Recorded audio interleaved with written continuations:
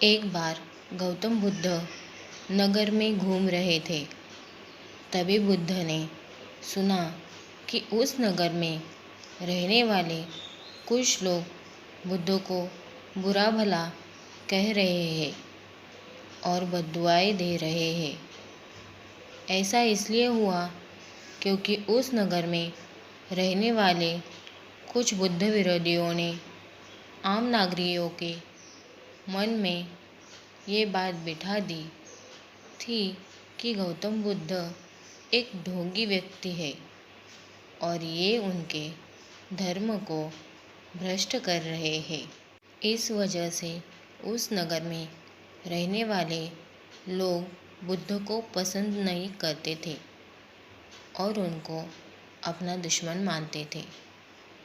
गौतम बुद्ध ने जब नगरवासियों के इन उल्हानों को सुना तो वह एक कोने में शांति के साथ खड़े हो गए और उनकी बुरी बातों को आराम से सुनते रहे। इस दौरान बुद्ध ने कोई प्रतिक्रिया नहीं दी।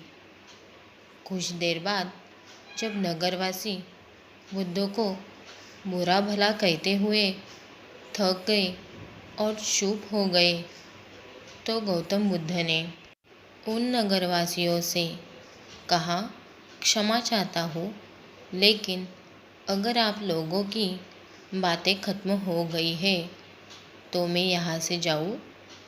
ये सुनकर उनको बुरा कहने वाले लोग बहुत आश्चर्यचकित हुए।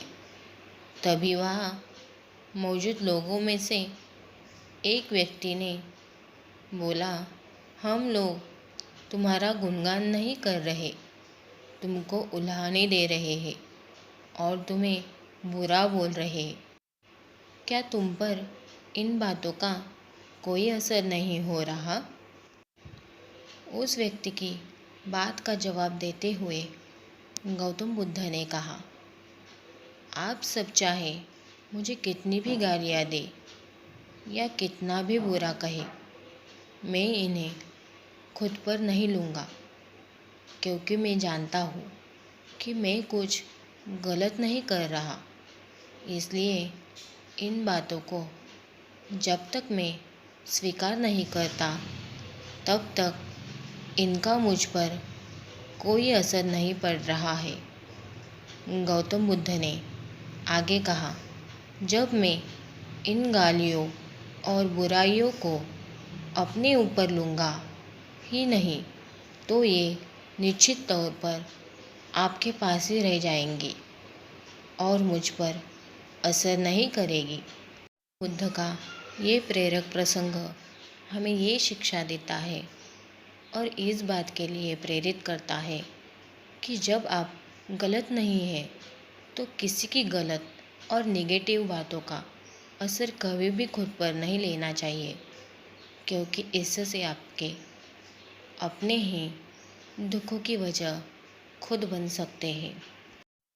ज़्यादातर लोग अपने दुखों की वजह दूसरों को मानते हैं, जबकि कई बार ऐसा होता है कि हमें कोई दूसरा दुख नहीं पहुंचाता, बल्कि हम अपने दुखों की वजह खुद ही बन जाते हैं।